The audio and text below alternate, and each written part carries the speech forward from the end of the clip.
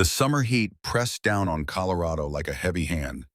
Elias Thornwood sat on the porch of his timber cabin, watching the afternoon light paint the distant mountains gold. At 79 years old, his body was weathered but strong, his hands still steady as they gripped the carved bone comb he had been holding for the past hour. Across from him, his great-grandson Isaac sat with a notebook balanced on his knee, pencil poised. The boy was 16, eager, with eyes that reminded Elias so much of Margaret that it sometimes hurt to look at him. "Grandpa," Isaac said, breaking the comfortable silence, "you promised you'd tell me today about how you survived after losing everything." Elias ran his thumb across the smooth surface of the comb. It was yellowed with age, etched with symbols that most people in Colorado had never seen. Apache symbols, symbols of protection, of water, of new beginnings. "You want to know how a man goes on after he loses his family?" Elias asked, his voice still strong despite his years. "I'll tell you about the summer of 1878. That was the year the Arizona desert taught me that sometimes losing everything is just the beginning." Isaac leaned forward, pencil ready. Elias closed his eyes and the years fell away like autumn leaves. The Arizona Territory in the summer of 1878 was a furnace. The kind of heat that made men see things that weren't there, that turned the horizon into a shimmering lie. Elias Thornwood rode through that heat like a man who had forgotten he was alive. He was 35 then, though his eyes looked older, much older. His beard was thick and untamed, more red than brown, hanging down to the middle of his chest. His hair fell past his shoulders in matted tangles that he tied back with a strip of leather. His skin was burned dark from years under an unforgiving sun, marked with scars that told stories he never spoke aloud. The worst scar ran from his right cheekbone down to his collarbone, a twisted rope of tissue that pulled at his face when he spoke. That scar he got the night his family died. Elias tracked through the barren landscape with the patience of a man who had nothing but time. He was following Silas Blackburn, had been following him for 4 years now. 4 long years across 3 territories, through towns that barely deserved the name, across deserts that killed weaker men. Blackburn was a ghost, always 3 days ahead, always just beyond reach. But Elias was patient. Patience was all he had left. His horse, a scarred Mustang he called simply Horse, picked its way through the scattered rocks and dying scrub. Elias dismounted near a depression in the red earth where the ground looked slightly darker. He knelt, running his fingers through the dirt. The consistency told him what he needed to know. Fresh horse dung, maybe 6 hours old. He could see the marks where 12 horses had stopped here to rest. 12 horses. That meant Blackburn's whole gang. The numbers matched what he'd heard in the last town, a miserable collection of adobe buildings called Dos Cruces. The bartender there had seen them, had even sold them whiskey. Stupid man, selling whiskey to killers. But then, the bartender probably didn't know what they were. Probably thought they were just cowboys, drifters, men looking for work. Elias knew better. He had seen what they left behind. He pulled a worn leather flask from his saddlebag and took a long drink. The water was warm, tasting of leather and dust, but it was wet. That mattered more than taste out here. He noticed the level was lower than he thought. Maybe another day's worth if he rationed carefully. His hand moved automatically to the other item in his saddlebag. A small tin flask, this one containing whiskey. His fingers touched the cool metal, and for a moment he was tempted. Just a sip. Just enough to dull the edges of memory. But no, not yet. Not while the sun was still up. Instead, he pulled out a small photograph wrapped in oilcloth. The image was fading, the edges worn from too much handling. A woman with kind eyes and a gentle smile. 2 boys, one 8 years old, one 5. Thomas and Daniel. They were laughing in the picture, captured in a moment of pure joy that seemed impossible now. Margaret, Thomas, Daniel. "I'm close, Maggie," Elias whispered to the photograph. "I can feel it. Another few days, maybe a week, and I'll find him. I'll finish this, I promise." The photograph didn't answer. It never did. But he kept talking to it anyway because the alternative was admitting he was truly alone. He wrapped the photograph carefully and tucked it back into the saddlebag. Then he mounted horse and continued riding east, following the tracks. 3 hours later, as the sun began its descent toward the western horizon, Elias spotted something that made him rein in his horse. A body, He approached cautiously, rifle drawn, eyes scanning the surrounding rocks for ambush. But there was nothing. Just the body and the vultures circling overhead in patient spirals. The dead man was young, maybe 19 or 20, patchy by the look of his clothing and the cut of his hair. He lay on his back, eyes closed, face peaceful despite the circumstances. His lips were cracked and bleeding, his skin paper dry. Dehydration. The man had died of thirst. Elias dismounted and knelt beside the body. The young warrior's hand was clenched around something. Elias gently pried the fingers open and found a small amulet, a piece of carved quartz crystal wrapped in leather cord. The crystal caught the fading sunlight and threw rainbows across the sand. A memory stirred. A memory. His mother, Morning Star, had worn something similar.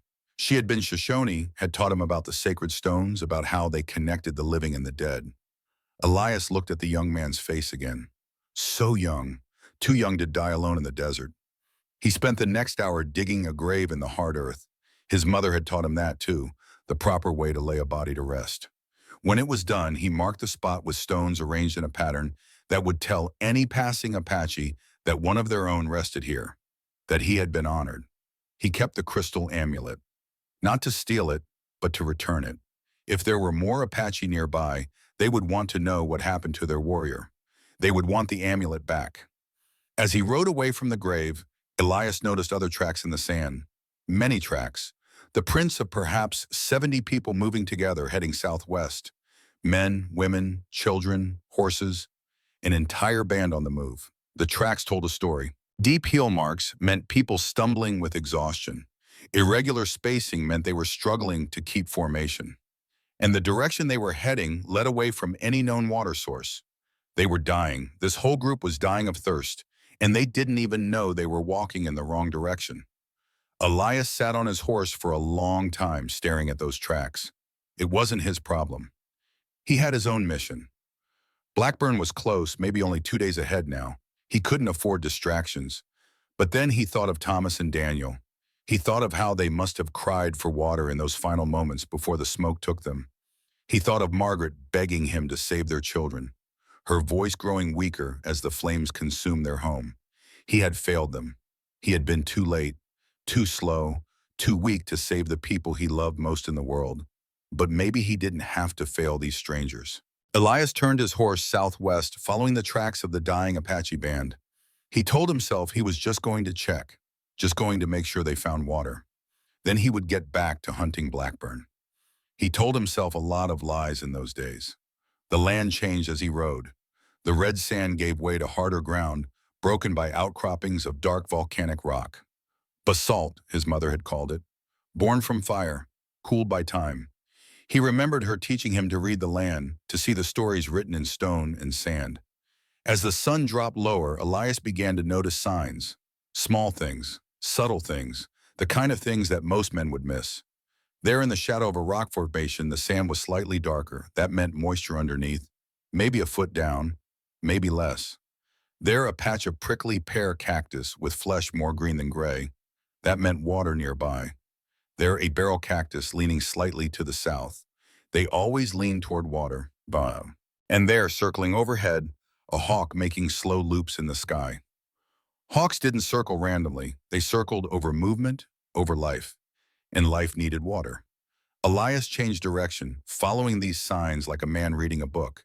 His mother's lessons came back to him after all these years. Find the birds, follow the stone, trust the green. He rode for another hour as the sky turned from blue to orange to purple. Then he found it. A narrow gap in the rock face, barely wide enough for a man to squeeze through. The air here was different, cooler, with a hint of moisture that didn't exist anywhere else in this godforsaken desert. Elias dismounted and approached the gap on foot. Inside, the passage opened into a small canyon, maybe 30 feet across. And there, at the base of the far wall, he saw the glint of water. A seep spring. Not much, just a trickle coming from a crack in the rock, but enough to form a small pool maybe 3 feet across. In this desert, it might as well have been the Mississippi River. Elias dropped to his knees at the water's edge and drank. The water was cold, mineral-rich, the best thing he had tasted in months. He drank until his stomach hurt, then sat back on his heels. breathing hard. He should rest here for the night, fill his canteen, let horse drink, maybe catch a few hours of sleep before dawn. Then he could get back to tracking Blackburn. But as he sat there in the gathering darkness, he thought about those tracks again. 70 people dying of thirst. Women, children, old ones who couldn't keep up. How many were already dead, like that young warrior he'd buried? How many more would die tonight? Elias stood up, refilled his canteen, and let horse drink its fill. Then he mounted up and rode back the way he came, following his own tracks in the moonlight. He never questioned the decision. That wasn't his way. Once he chose a path, he walked it to the end, no matter where it led. Morning came with the slow burn of another merciless day. Elias had ridden through the night, following the tracks of the Apache band. Now, as the sun crept over the eastern horizon, he could see them. They moved like ghosts through the wavering heat. 70 people, maybe more, strung out in a ragged line. Even from a distance, he could see the desperation in how they walked. No one ran, no one laughed. They just put one foot in front of the other because stopping meant dying. Elias watched them from behind a stand of ocotillo, staying downwind so the horses wouldn't catch his scent. He needed to think about how to approach this. Riding up to a desperate Apache band as a lone white man was a good way to end up with an arrow through the chest. That's when he saw her, a single rider separate from the main group, moving in a wide arc as if scouting. The rider sat the horse like someone born to it, moving as one with the animal. Even at this distance, Elias could tell it was a woman. The way she held herself, the length of her hair streaming behind her, but she rode and moved like a warrior. She was heading in his direction. Elias considered his options. He could retreat, wait for her to pass, then try to signal the main group. Or he could wait here and hope she didn't spot him. But waiting wasn't in his nature anymore. He stood up, stepped out from behind the ocotillo, and raised both hands in the universal gesture of peace. No weapons, no threat. The woman spotted him immediately. Her horse stopped so fast it nearly sat on its haunches. For 3 heartbeats, she was perfectly still. Then her hand moved to the bow across her back. The bow came up smooth and fast, an arrow already nocked. Elias saw the string come back to her cheek. He saw her fingers steady on the fletching. He saw the arrow point aimed directly at his heart. He didn't move, didn't flinch, just stood there with his hands raised. The arrow flew. It passed so close to his left ear that he felt the wind of its passage. It buried itself in the ocotillo behind him with a solid thunk. She had missed on purpose. A warning shot. The message was clear. Next one goes through your chest. Elias kept his hands up and spoke in Apache. His words were halting, uncertain, colored by the Shoshone accent his mother had given him, but understandable. Water. I found water. The woman sat motionless on her horse. Her face was hard to read at this distance, but Elias could see the tension in her shoulders, the way she held herself ready to loose another arrow at any second. He tried again, this time in Shoshone, hoping the languages were similar enough. I am friend, I have water, your people ding. Still no response. Just that terrible stillness, like a rattlesnake coiled to strike. Elias slowly reached into his shirt and pulled out the crystal amulet. He held it up so the morning sun caught it, throwing sparkles of light across the sand between them. I found your warrior, the young one. I buried him proper, with respect. This was his. That got a reaction. The woman's bow lowered slightly. Not much, but enough.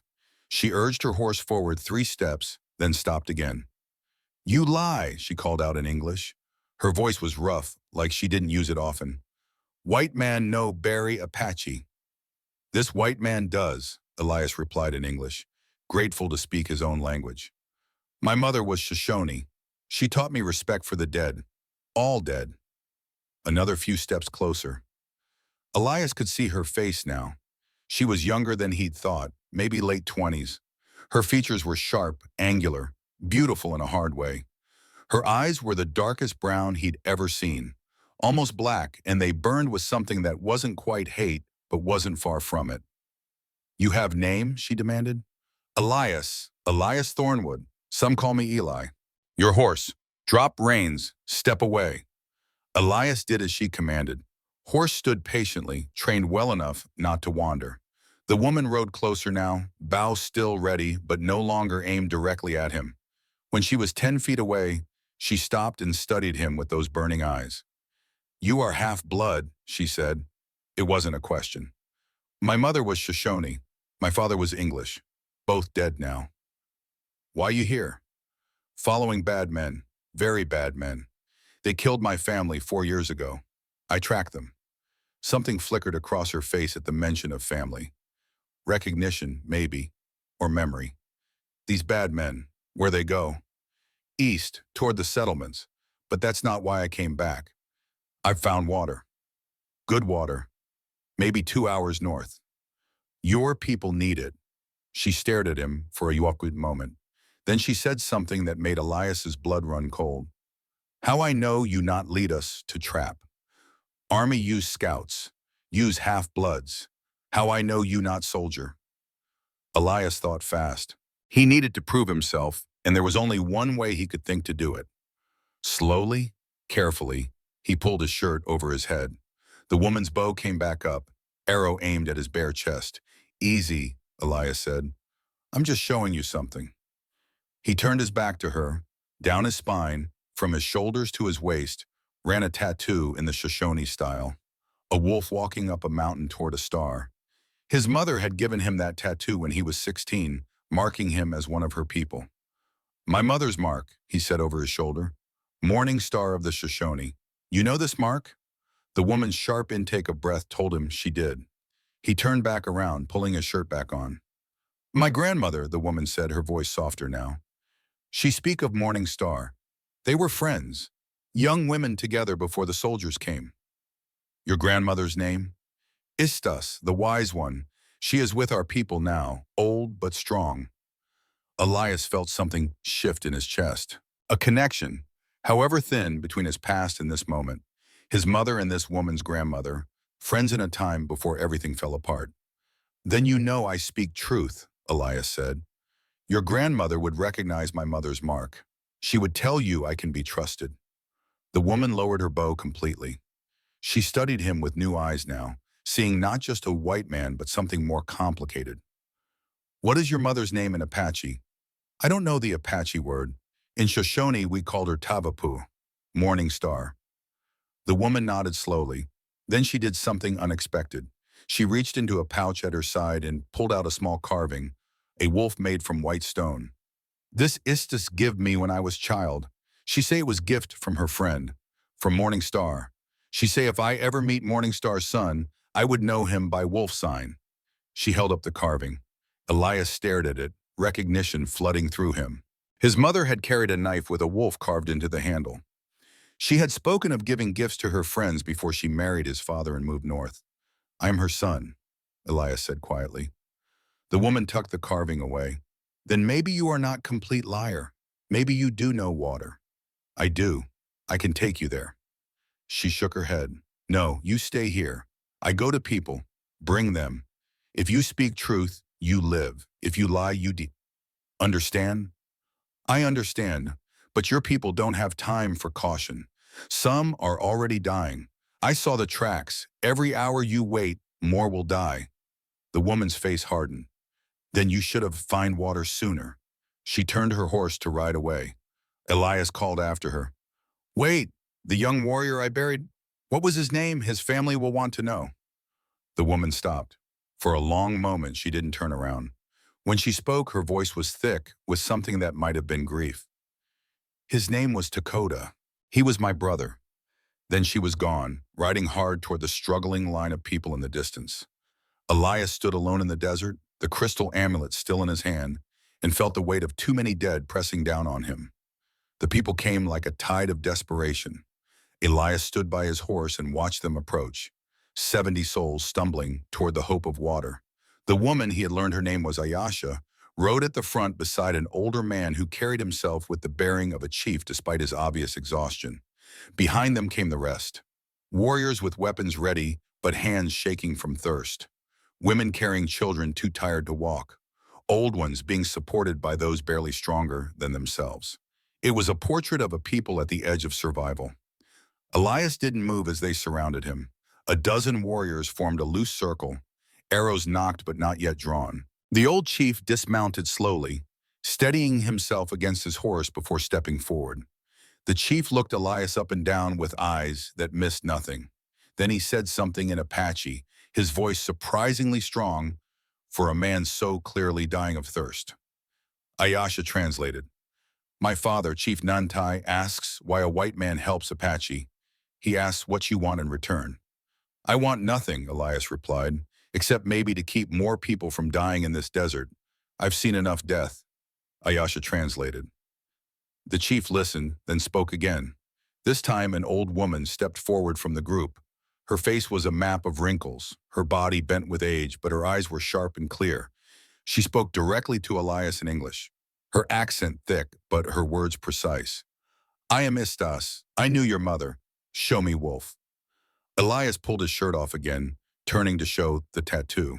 Istas approached and placed her weathered hand on his back, tracing the wolf's outline with her fingers. Yes, she said, her voice carrying to the assembled people. This is Morning Star's mark. I watched her draw this on her son when he was young man. This is Elias. He speaks truth. A ripple went through the crowd. Warriors lowered their weapons slightly. The chief's face softened, though not by much. Istas turned to face her people. Morning Star told me, before she died, that her son would find us when we needed him most. She said the wolf would guide us to water. I did not believe her then. I believe her now. Elias wanted to protest that this was just coincidence, that he had stumbled upon them by accident while hunting his own demons. But something in Istas's eyes stopped him. She knew more than she was saying. There was purpose in her gaze, a plan that he was only beginning to glimpse. Chief Nantai spoke again. Ayasha translated, her voice flat. My father says you will show us water now. If water is there, you are guest. If water is not there, you are liar, and you die. He says choose warriors to go with you. Rest of people wait here. No, Elias said. There's no time for half measures. The water is real. We all go together now before more fall. Ayasha started to translate, but the chief raised his hand to stop her. He had understood enough. He stared at Elias for a long moment, then nodded once. The journey to the water took less than 2 hours, but it felt like days. Elias led them north, following the landmarks he had memorized. Behind him, the Apache people walked in silence, broken only by the shuffle of feet and the occasional whimper of a child too young to understand that they needed to stay quiet. Twice, people collapsed. Both times, the group stopped while warriors lifted them and carried them forward. No one was left behind. That was something Elias noticed. No matter how weak, no matter how slow, every single person in this band was precious to the others.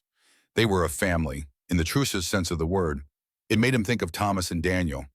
Made him remember how he had run into that burning house 3 times, trying to find them in the smoke. He had found Thomas first, already gone, then Daniel. He had carried Daniel outside, had breathed into his son's mouth, trying to force life back into those small lungs. But the smoke had already taken him. Margaret he found last. She had tried to reach the children and been overcome by the flames. Her last words, whispered with her dying breath, had been, "Save them, Eli.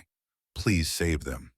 He had failed completely and utterly, and every day since he had lived with that failure. But today, maybe he could save someone. When they finally reached the gap in the rocks, the sun was directly overhead, beating down like a hammer. Elias gestured toward the narrow passage. Through there, water on the other side. 3 warriors entered first, bows ready, checking for traps or ambush. They emerged moments later with expressions of wonder. One of them actually smiled. Then the people poured through. What happened next was something Elias would remember for the rest of his life. The Apache people, these proud warriors and strong women and innocent children, fell to their knees at the water's edge and wept. Not just tears of relief, but deep, body-shaking sobs of people who had stared death in the face and been pulled back from the edge. Children laughed, actually laughed. The sound was so unexpected in this harsh desert that it made Elias's chest tighten. Mothers held their babies close while dipping small cloths in the water and wiping the dust from tiny faces. Old ones helped each other drink, speaking words of prayer and thanks to gods Elias didn't know. Warriors filled water skins with methodical care, making sure every container was topped off before they drank themselves. It was discipline born of hard lessons, of knowing that water was life and waste was death. Elias stood apart from it all, watching. He felt like an intruder on a sacred moment. These people had been saved, yes, but not by him. By luck, by chance, by whatever gods watched over the desperate. He was just a man who happened to be in the right place. Or so he told himself. Chief Nantai approached him slowly. The old man had drunk deeply and already looked stronger for it. He carried himself with renewed dignity, his back straight, his eyes clear. He spoke in Apache. Istas appeared at Elias's elbow to translate. My chief says you saved 70 people today. He says this is debt that cannot be repaid with words or gifts. He says you must stay with us tonight. Tomorrow, we will speak of what comes next. I need to go, Elias protested. I have business to finish. Your business is revenge, Istas said sharply. Revenge can wait. Tonight you are guest. Tomorrow you are judged. Judged? For what? Istas smiled, showing teeth worn down by age. Judged for your soul, Elias Thornwood. You saved our bodies. Now we must see if you are worthy to walk among us. Before Elias could respond, she turned and walked away, leaving him alone with his confusion and growing unease. The Apache people made camp around the spring with the efficiency of long practice. In less than an hour, temporary shelters were erected, fires were lit, and the smell of cooking food filled the small canyon. Elias watched it all with the eye of someone who had lived rough for 4 years. These people knew how to survive, how to make a home out of nothing, how to find joy even in the hardest circumstances. It shamed him a little. He had been surviving, yes, but not living, just existing from one day to the next, driven by hatred and grief and the need for revenge. 2 warriors approached him as the sun began its descent. Neither spoke English, but their gestures were clear. Follow us. They led him to a fire where Chief Nantai sat with several other men, clearly the elders of the band. Istas sat among them, the only woman, but her presence commanded respect. Ayasha was there too, sitting slightly apart, her face unreadable in the firelight. Chief Nantai gestured for Elias to sit. Food was offered, a stew of rabbit and wild onions that tasted better than anything Elias had eaten in months. He ate slowly, aware that every eye was on him. When the meal was finished, Chief Nantai stood. The murmur of conversation throughout the camp died away. Everyone turned to watch. The chief spoke for several minutes in Apache, his voice carrying across the canyon. Elias understood perhaps 1 word in 5, but the tone was clear. This was important. This was formal. When the chief finished, Istas stood as well. She looked directly at Elias. Tomorrow, at dawn, you will face the Council of 22 Souls. This is our way.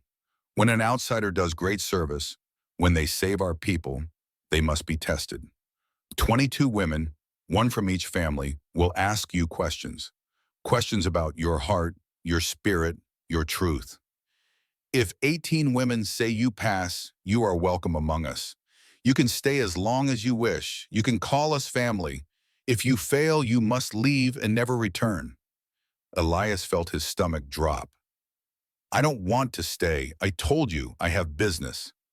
Your business is death, Istas said flatly. We offer you life, but first you must prove you deserve it.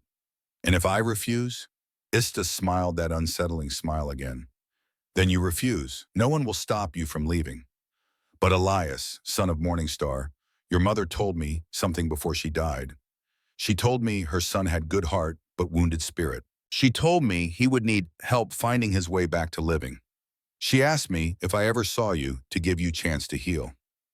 My mother never spoke of you, Elias said, but his voice lacked conviction. She spoke of me to me, Istas replied, in the year before she left our lands to marry your father. She knew even then that her son would need guidance someday, that he would need family. She asked me to be that family if the time came. The time has come. Elias wanted to argue, wanted to tell them all that they were wrong, that he didn't need saving, that he just needed to kill Silas Blackburn, and then he could finally rest. But the words wouldn't come, because somewhere deep inside, in a place he had locked away 4 years ago, he knew they were right. Chief Nantai spoke again. Istas translated. My chief says you will sleep here tonight. 2 warriors will watch you, not as prisoner, but as guest. In morning, at first light, The council begins. He says, "Sleep well, because tomorrow your soul will be measured." Elias opened his mouth to respond, but the chief had already turned away. The meeting was over. The decision had been made. As the crowd dispersed, Ayasha stood and walked past Elias without looking at him. But as she passed, she spoke quietly, just loud enough for him to hear. "My question will be last. If you survive 21 women, you still must face me, and I do not forgive white men easily." Then she was gone, leaving Elias alone by the dying fire. That night, Elias lay on a blanket someone had provided, staring up at the stars. The two warriors assigned to watch him sat nearby, silent and still. They weren't guards. Not exactly. More like witnesses. He thought about leaving. His horse was hobbled nearby. He could slip away in the darkness, get back to tracking Blackburn, finish what he had started 4 years ago. But something held him here. Maybe it was exhaustion. Maybe it was curiosity. Or maybe, just maybe, it was the first faint stirring of something he had thought dead and buried with his family. Hope. As he drifted towards sleep, he heard footsteps approaching. He opened his eyes to find Istis standing over him, a dark silhouette against the stars. "You wonder why we do this," she said. It wasn't a question. "I do. We do this because we need you, Elias Thornwood. Our people are dying, not today, but slowly. The soldiers hunt us. The settlers take our land. The buffalo disappear. We need bridge to white world. We need someone who understands both sides. You are that bridge." "I'm nobody's bridge. I'm just a man trying to finish something." "You are man trying to die with purpose," Istas corrected. "But we give you chance to live with purpose instead. Better choice, I think." She started to turn away, then paused. "Your mother knew you would come. She told me, watch for Wolf. Wolf will find water when people are dying. Wolf will save them." I thought she spoke in fever dreams, in poetry, but she was right. You found us. You found water. Now we must see if you will stay. Why do you care if I stay?" Istas looked back at him, and in the moonlight her ancient eyes gleamed. "Because sometimes the person who saves you is the person you end up saving. Remember that tomorrow, when the questions come." She left him then, alone with his thoughts and the weight of tomorrow pressing down on him like the desert heat. Sleep, when it finally came, brought dreams of fire and water, of wolves and stars, of Margaret's face dissolving into the face of a dark-eyed Apache woman he barely knew. Dawn came too soon. Elias woke to find the entire camp already stirring. People moved with quiet purpose, preparing for the day. But there was an air of ceremony to their movements, of ritual being observed. Istas appeared with a bowl of water and a clean cloth. "Wash," she commanded. "You must be clean for council." "I washed yesterday," Elias protested. "You washed body, now you wash spirit. Do it." Too tired to argue, Elias took the cloth and wiped his face, his hands, his arms. The water was cold, drawn fresh from the spring, and it shocked him fully awake. When he finished, Istis handed him a clean shirt. Not his own, but one made in the Apache style, soft deerskin with simple beadwork along the collar. He started to refuse, but the look in her eyes stopped him. "You stand before council wearing clothes of the people," she said firmly. "This shows respect. Respect is everything." Elias put on the shirt. It fit surprisingly well. By the time the sun crested the canyon wall, turning the rocks from black to gold, the people had formed a large circle in the center of the camp. 22 women stood in the circle's heart, arranged in a semicircle facing a single open space. Chief Nantai stood to one side, leaning on a staff that Elias noticed for the first time was elaborately carved with symbols and figures. Ayasha stood at the center position of the semicircle. Her face was painted with ochre stripes, red and white, in patterns that Elias didn't recognize. She looked fierce and beautiful and utterly terrifying. Istis guided Elias to the open space in the center of the circle. Every member of the band surrounded them, watching in silence. Children sat with their mothers, completely quiet. Warriors stood at attention, faces solemn. This was sacred. Elias could feel it in the air, in the way people breathed, in the absolute stillness before the ceremony began. Chief Nantai struck his staff against the ground 7 times. The sound echoed off the canyon walls. Then he spoke, his voice carrying to every corner of the camp. Istas translated, standing beside Elias. We gather today for the Council of 22 Souls. This man, Elias Thornwood, has performed great service. He has saved our people from death. Now we must judge if his heart is worthy. 22 women, one from each family, will ask him questions. His answers will determine his fate. Let the council begin. The chief struck his staff once more, then sat down on a rock, his face set in stone. The first woman stepped forward. She was older, perhaps in her late 30s, with a face marked by grief. Her eyes were red-rimmed, as if she had been crying recently. I am Elu, she said in English, surprising Elias. I am wife of Dakota, the warrior you buried. Elias felt his chest tighten. This was the dead man's widow, the brother of Ayasha. I buried him with respect, Elias said. I am sorry for your loss. Sorry? Elu's voice cracked. You found him 6 hours after he died. The water you found was only 2 miles from where his body lay. If you had searched sooner, if you had found water sooner, my husband would be alive. So my question is this, Elias Thornwood. Why did you not search sooner? The question hit like a physical blow. Elias had no good answer. He could explain that he had been tracking Blackburn, that he had only found the body by accident, that he couldn't have known. But none of that would change the truth. He could have searched sooner. He could have looked harder. A young man had died because Elias had been too focused on revenge to see what was right in front of him. I have no excuse, Elias said finally. You're right. If I had been a better man, if I had been paying attention to the world instead of my own pain, I might have found the water sooner. I might have saved your husband. I didn't. That failure is mine to carry, and I am truly deeply sorry. Elu stared at him for a long moment. A tear tracked down her cheek. You speak truth, she said quietly. You do not make excuses. You accept blame. That is worth something. But my husband is still dead, and your sorrow does not bring him back. She turned to face the assembled people. I say pass. A murmur ran through the crowd.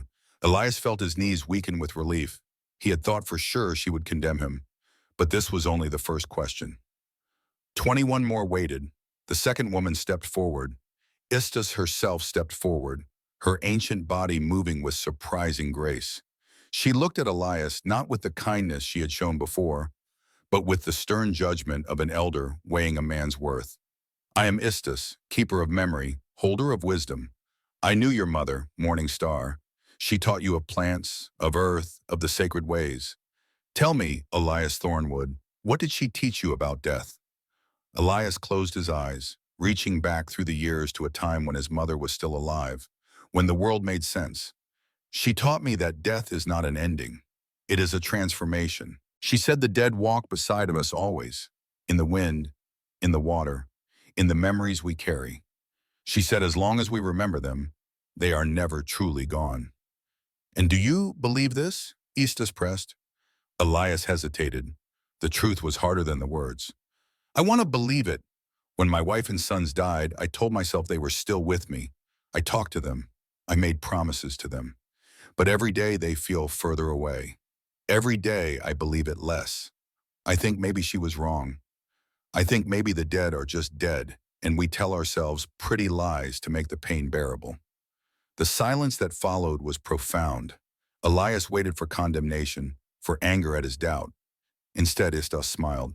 You speak truth even when it hurts, even when it makes you look weak. That is wisdom too. The man who questions is wiser than the man who never doubts. Your mother would be proud of your honesty, even if she would weep for your pain. She turned to the crowd. I say pass. 2 down. 20 to go. The third woman was young, perhaps 26 with a baby strapped to her back. The child slept peacefully, unaware of the ceremony unfolding. I am Takala, she said, her English careful and slow. I have son, 3 months old. His father died last winter in raid. I raise him alone now. My question, do you believe tomorrow can be better than today? Elias looked at the sleeping baby and felt something twist in his chest. Daniel had been that small once. Thomas too. He remembered holding them, feeling their weight in his arms, marveling at how something so tiny could be so perfect. No, he said, and heard the crowd's reaction, a collective intake of breath. I don't believe tomorrow will be better. I have seen 4 years of tomorrows, and each one has been the same. Empty, hollow, full of nothing but the hunt for the man who destroyed my life. Then why do you wake up? Takala asked. Why not just die?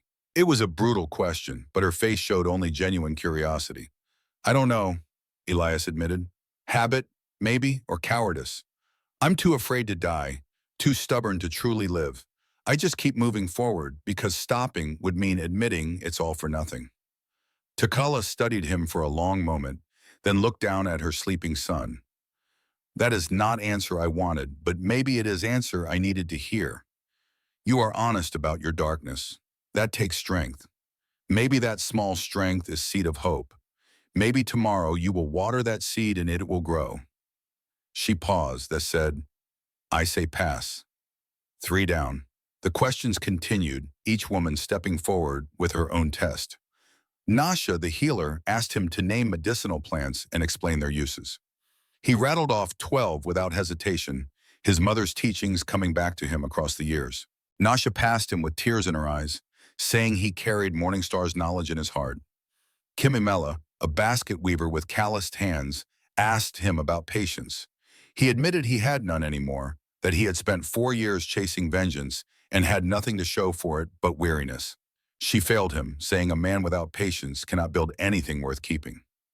That made 4 passes and 1 failure. He needed 18 of 22. The margin was thinning. Huyanaa, a stern woman with gray streaking her black hair, asked him about loyalty. If he had to choose between staying with the Apache and pursuing his revenge, what would he choose? Elias looked her straight in the eye and said, Revenge, that's the only thing I have left. She failed him without hesitation. 5 passed, 2 failed. Chenoa, a storyteller whose voice carried like music, asked him to define his true nature. Was he a hunter or a protector? Elias thought of Thomas and Daniel. He thought of how he had taught them to track deer, how he had shown them the difference between hunting for food and hunting for sport. He had been a protector then, a father, a husband who would have died to keep his family safe. I was a protector, he said, but I failed. Now I am a hunter. I hunt the man who made me fail. But I don't want to be a hunter. I want to be the man I was before the fire. Wanting to change is the first step, Chenoa said softly. I say pass. The questions wore on like water wearing down stone. Some he passed, some he failed. Each answer stripped away another layer of the armor he had built around himself, exposing the raw wounds beneath. Aida asked about courage. He admitted he was afraid of fire, afraid of sleep, afraid of forgetting his family's faces. She passed him, saying true courage was living with fear, not denying it. Nady asked who he had nurtured since his family died. He said no one, that he had been too busy surviving to think of caring for anyone else. She failed him, saying a man who nurtures nothing but hate will die alone. The sun climbed higher, the heat built. Elias stood in the center of that circle, stripped bare by questions he couldn't hide from, judged by women who saw through every deflection and excuse. By the time the 10th woman finished, he had passed 6 and failed 4. He was falling behind. The 11th woman stepped forward, and Elias felt his stomach drop. She was small, perhaps in her mid-30s, with eyes that held a peculiar intensity. There was something familiar about her, though Elias couldn't place what. I am Haloki, she said. My husband was killed 3 years ago by white hunters. They shot him for sport, left his body for the wolves. I raised my 3 children alone since then. She paused, letting that sink in. My question is this. Do you have compassion for yourself, Elias Thornwood? He blinked, thrown by the question. What? Compassion. For yourself. Do you forgive yourself for failing your family? The words hit like arrows. Elias felt his breath catch, felt the familiar tightness in his chest that always came when he thought too hard about that night. No, he said, his voice rough. I don't forgive myself. I will never forgive myself. They died because I wasn't fast enough, wasn't strong enough. I should have saved them. And because you cannot forgive yourself, You punish yourself with this hunt? Yes. And if you kill this Blackburn, if you have your revenge, will you forgive yourself then? Elias opened his mouth, then closed it. The truth was, he had never thought that far ahead. He had assumed that killing Blackburn would bring peace, would make the pain stop. But Haloki's question cut through that assumption like a knife through cloth. I don't know, he admitted. Then you hunt for nothing, Haloki said bluntly. You chase shadow of peace that does not exist. A man without compassion for himself cannot have compassion for others. How can you love new family if you hate yourself? I didn't ask for a new family, Elias shot back. No, but maybe you need one. Maybe Morningstar knew her son would destroy himself with guilt. Maybe she sent you here to learn how to live again. Haloki studied him with those intense eyes. I say fail. You cannot pass this test until you forgive yourself. Come back when you have learned that lesson. 7 passed, 5 failed. He needed 11 more passes and could only afford 5 more failures. The 12th woman was barely more than a girl, 19 or 20 at most. She wore a simple dress and her hair in 2 long braids. Her name was Kiona, and she spoke so softly Elias had to lean forward to hear. My question is about love. Can you love again? Elias felt his throat tighten. Margaret's face swam before his eyes, the way she smiled, the way she laughed, the way she held him when the nightmares came. I don't know if I can love again. I still love my wife. I still love my sons. They are dead, but my love for them is not. How can I give my heart to someone else when it is already given?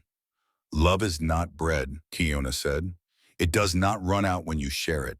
It grows. The love you feel for wife and sons can stay, and you can still love others. But first you must open your heart. You must unlock the door you have closed. I don't know how, Elias said, and was shocked to feel tears burning in his eyes. Then learn, Kiona said gently. That is what we offer here, a chance to learn again. She turned to the crowd. I say pass, because he admits he does not know. That is beginning of wisdom. 8 passed, 5 failed. The next 3 questions came in rapid succession. So Kenna asked about trust. He said he trusted no one anymore, but he was willing to try. She passed him. Winona asked what skills he could contribute. He listed his abilities as a blacksmith, hunter, carpenter, teacher. She passed him. Nasha asked if he wanted to grow or die. He said he wanted to grow but didn't know how. She passed him. 12 passed, 5 failed. 5 more questions to go. He needed 6 passes total from the remaining 5. The math was getting tight. The 18th woman stepped forward, and Elias recognized her as the one who had questioned him early about patience. But no, this was someone else. Ahawi, the singer. When did you last laugh? She asked. The question was so unexpected, so simple, that Elias couldn't answer at first. I don't remember, he said finally. Try. Elias thought back. Days blurred together. Months, years. When had he last found something funny? When had joy touched him? Before the fire, he said, Daniel told a joke. Something about a chicken. I laughed. Margaret laughed. Thomas laughed so hard he fell off his chair. That was the last time. 4 years without laughter, Ihawi said. That is not living. That is existing as ghost. I cannot pass a ghost. I say fail. 12 passed, 6 failed, 4 questions left. He needed all 4 to pass. Hateya, a warrior woman with scars on her arms, asked him to define strength. Strength is protecting those weaker than yourself, Elias said without hesitation. Strength is standing between danger and those you love. Strength is doing what is right even when it is hard. Hateya smiled fiercely. I say pass. 13 passed, 6 failed. Kachina, a young woman who made beadwork, asked if he could see beauty in suffering. He said no, he could only see pain. She passed him anyway, saying honesty about darkness was better than false claims of light. 14 passed, 6 failed. Lamasi, who spoke 4 languages, asked if he understood why they were offering him this chance. You need a bridge to the white world, Elias said. Someone who understands both sides. Someone who can negotiate when the soldiers come. Yes, Lamasi said. We need you. Does that offend you, that we need you? No, Elias said. It makes more sense than claiming you're doing this out of kindness. I say pass. A man who understands practical needs is useful. 15 passed, 6 failed. One question remained.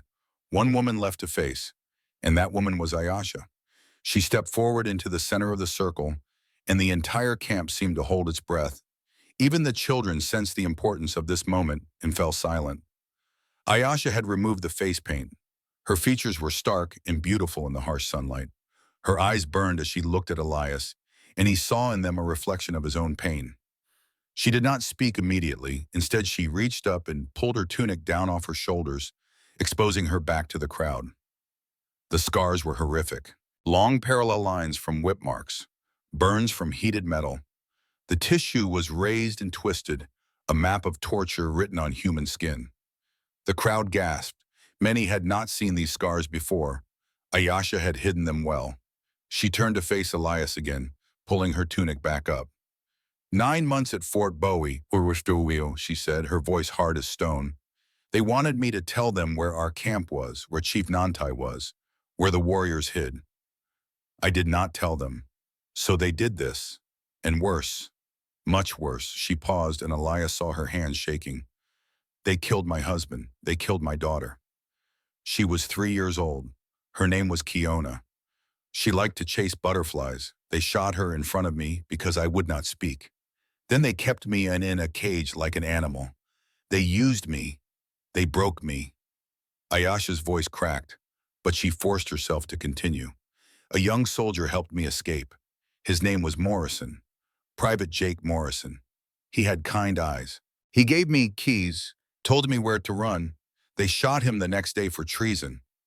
I heard the guns from the hills. She took a step closer to Elias. That is what white men have done to me. That is why I hate your kind. That is why every time I look at you, I see the men who destroyed my life. The silence was absolute. Even the wind seemed to have stopped. So here is my question, Elias Thornwood. Why should I trust you? Why should any of us trust a white man? Give me one reason, one true reason that is not a lame or an excuse or a hope. Give me truth. Elias felt the weight of 70 pairs of eyes on him. This was the moment. This was the test that mattered. He could tell her about his mother's Shoshone blood. He could talk about how he too had been betrayed by white men. He could appeal to their shared suffering. But Ayasha had asked for truth. Not pretty words, not clever arguments, just truth. So he gave it to her. You shouldn't trust me, he said. Ayasha's eyes widened slightly, surprised by the answer. You have no reason to trust me, Elias continued. I am white. I am a stranger. You have been hurt by men who look like me, sound like me, probably thought like me. Everything in your experience tells you I am dangerous, and you are probably right. He took a breath, then continued. But I will tell you this, I hate the men who hurt you. I hate the soldiers who killed your family. I hate them because they are the same kind of men who killed my family. Silas Blackburn, the man I hunt, he is white. His gang is white. They burned my house with my wife and children inside because they could, because they wanted to, because there are men in this world who enjoy causing pain. Elias stepped closer to Ayasha, close enough that he could see the silver scars on her wrists where chains had bitten too deep. I cannot ask you to trust me, but I can ask you to give me a chance to prove I am not like them. Give me 7 days.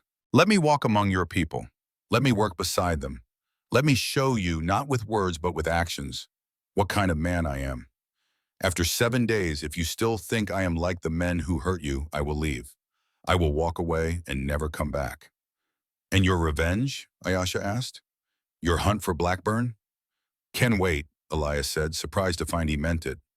I have hunted him for 4 years. A week more will not matter. Ayasha stared at him for a long moment. He could see the war happening behind her eyes. The desire to refuse warring with something else. Curiosity, maybe. Or perhaps a hope she was afraid to name. 7 days, she said finally. You will live in my lodge. I will watch you every moment. If you prove worthy, I will say pass. If you prove false, I will kill you myself. That seems fair. Elias said. Ayasha turned to the assembled crowd. I say conditional pass.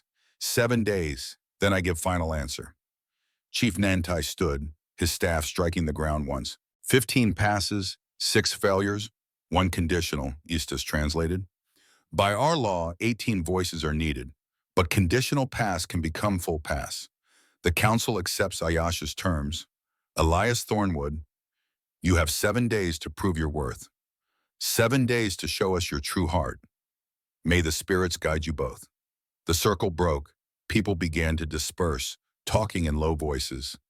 Elias stood in the center, feeling as if he had just survived a battle. Istas approached him with a slight smile. That went better than I expected. You still breathing? That is good start. What happens now? Elias asked. Now you live with Ayasha. You do what she says. You go where she goes. 7 days you are her shadow. She watches. She judges. At end, she decides if you stay or go. And if I fail? Istas's smile faded. Then you leave, and you do not come back, and you go back to your hunt. And probably you die alone in some desert, and no one will know or care. Is that what you want? Elias didn't answer, because the truth was, he didn't know what he wanted anymore. Ayasha's lodge was at the edge of the camp, slightly separate from the others. It was a simple structure, canvas and wooden poles, but well-maintained. Inside, it was divided into 2 sections by a hanging blanket. One side held a sleeping mat, a few possessions, and nothing else. The other side was clearly meant for guests or storage. You sleep there, Ayasha said, pointing to the guest side. Do not cross curtain. Do not speak to me unless I speak first. Do not touch anything. Understand? Understood, Elias said. Good. Tonight you rest. Tomorrow work begins. She turned her back on him and disappeared behind the curtain. Elias stood in the dim interior of the lodge, feeling the strangeness of the situation settle over him like a weight. He hadn't slept under a roof with another person since Margaret died. The closeness felt wrong, intrusive, frightening in a way he couldn't name. He lay down on the mat provided and stared at the canvas ceiling. On the other side of the curtain, he could hear Ayasha moving around, the soft sounds of someone preparing for sleep. Sleep did not come easily. His mind churned with the day's events, with the questions he had answered, with the weight of judgment he had felt. But more than that, he thought about Ayasha's scars, about the pain she carried, about how similar it was to his own. They were both broken people, both survivors of violence that had destroyed everything they loved, both walking wounded, trying to find a reason to keep going. Maybe Istis was right. Maybe the person who saves you is the person you end up saving. Or maybe they were both too damaged, and this would end in disaster. Only time would tell. Elias woke before dawn to find Ayasha already up and gone. He dressed quickly and emerged from the lodge to find the camp stirring to life. People greeted him with nods, some friendly, some neutral, some cold. He was neither fully accepted nor rejected. He was in between, in the liminal space of testing. He found Ayasha at the spring, filling water skins. She glanced at him but said nothing. He knelt beside her and began helping without asking. She didn't stop him. They worked in silence, filling containers, hauling water back to the camp. It was simple work, mindless, but Elias found he didn't mind. There was something peaceful about labor done without thought, about the rhythm of dip and pour and carry. When the water was done, Ayasha led him to where several men were repairing bows and arrows. She handed him a half-finished bow and a knife. You know this work? She asked. Some. My father taught me. Then work. He worked. The men around him spoke in Apache, laughing occasionally at jokes he didn't understand. But they included him in the work, showing him when he did something wrong, nodding approval when he did it right. It felt good. More than good. It felt normal, human, like he was part of something larger than himself. The morning passed into afternoon. Ayasha appeared with food, a bowl of cornmeal mush with dried berries. She handed it to him without comment and walked away. He ate while he worked, as the other men did. As the sun reached its zenith, a shout went up from the edge of camp. A scout had returned, riding hard. Elias saw warriors gathering, weapons being seized. Something was wrong. Ayasha appeared at his side. Come, she said curtly. He followed her to where Chief Nantai stood with the scout, a young warrior named Nashoba. The scout was speaking rapidly in Apache, gesturing to the east. Elias caught enough words to understand the basics. Riders, white men, 12 of them, armed, moving this direction. Elias felt ice form in his stomach. How far? He asked. Ayasha turned to him, her face hard. 8 miles, coming slow. Scout says one man has burn scars on face. Blackburn. Of course it was Blackburn. Elias had been tracking him, but Blackburn had people watching too. Blackburn's scouts must have seen the Apache band, seen the opportunity for easy money. Scalps brought $300 each. 70 people meant $21,000. A fortune. More than enough to make men do terrible things. It is your man, Ayasha said. It wasn't a question. Yes, Silas Blackburn. He's a scalp hunter. He kills Apache for bounty money. You brought him here, Ayasha said, her voice cold. I didn't know he was following me. I thought I had lost his trail. I'm sorry. Sorry? Ayasha's voice rose. Sorry does not save my people. Chief Nantai spoke sharply in Apache. Ayasha fell silent, though her eyes burned with fury. Istas appeared and began translating. Chief asks what you know of this Blackburn. How many men? What weapons? What plans? Elias forced himself to think tactically. 12 men total, including Blackburn. All are experienced fighters. They use rifles, good ones. They are not stupid. They will scout first, find the best approach, then attack at dawn or dusk when light is poor. Can we run? Istas asked. Not with children and old ones. They would catch you in open desert. Here you have water, you have cover, you have defensible ground. Here you have a chance. Chief Nantai spoke again, this time directly to Elias. Chief says you brought this danger. You must help us face it. Will you fight? Elias looked at the assembled people. Children, women, old ones like Istas, warriors who were brave but few, against 12 hardened killers with modern weapons. The smart thing would be to leave, to walk away. This wasn't his fight. He had come here by accident, had saved them by chance. He owed them nothing. But as he looked at their faces, he saw Thomas and Daniel. He saw Margaret. He saw all the people he had failed to save. Maybe he couldn't save them, but he could save these people. I'll fight, Elias said. I'll help you plan a defense, and I'll kill Silas Blackburn myself. Why? Ayasha demanded. Why now? You could run.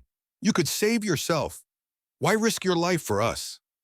Elias met her eyes, those dark, burning eyes, and spoke truth. Because I am tired of watching people die. Because I am tired of running. Because if I die here defending people who gave me a chance, that is better death than dying alone in the desert hunting a ghost of revenge. He paused, then added more quietly, and because you gave me 7 days, I intend to earn them. Something flickered across Ayasha's face. Not trust, not friendship, but maybe, just maybe, the beginning of respect. Chief Nantai spoke once more. Istas translated with a grim smile. Chief says we have perhaps 6 hours before Blackburn scouts find us. We must prepare.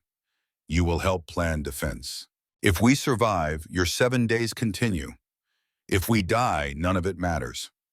That seems fair, Elias said. The next 6 hours passed in controlled chaos. Elias had learned tactics in the army before deserting to marry Margaret. He knew how to use terrain, how to create fields of fire, how to turn disadvantages into advantages. The canyon was defensible. The narrow entrance was perfect for an ambush. The high walls gave archers protected positions. The spring meant they wouldn't be forced out by thirst. But 12 men with rifles could pour a lot of lead into a confined space. And if they had any explosives, they could collapse the walls. Elias worked with the warriors, showing them how to build barriers, how to create fallback positions, how to protect the vulnerable while maximizing their offensive capability.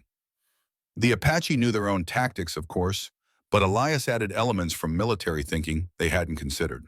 Ayasha worked beside him, translating when needed, adding her own tactical knowledge. She had fought before, he realized. She knew battle. She knew death. As the sun descended, the scouts reported that Blackburn's men had stopped for the night about 4 miles away. They would likely attack at dawn. That gave them a few more hours to prepare and to talk. Elias found himself sitting beside Ayasha as they ate an evening meal. The rest of the camp was unusually quiet, parents holding children close, warriors checking weapons one more time. "You really think we can win?" Ayasha asked. "Maybe, if we're smart, if we're lucky, if Blackburn makes mistakes. And if we lose, then we make them pay dearly for it. Every one of us they kill costs them blood. Eventually the price gets too high." Ayasha ate in silence for a moment. Then she said, "Tell me about this Blackburn.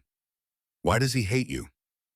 Elias hadn't told anyone the full story, but something about sitting here on the eve of battle made him want to speak truth. "Blackburn is my wife's cousin. He wanted to marry her. She chose me instead. He never forgave that. So 4 years ago, he came to my farm with his gang. They burned my house. They killed Margaret and my sons. I was working in the forge behind the house. By the time I got there, it was too late. I tried to get inside, got these burns." He touched the scar on his face. "I could hear them screaming. I couldn't reach them."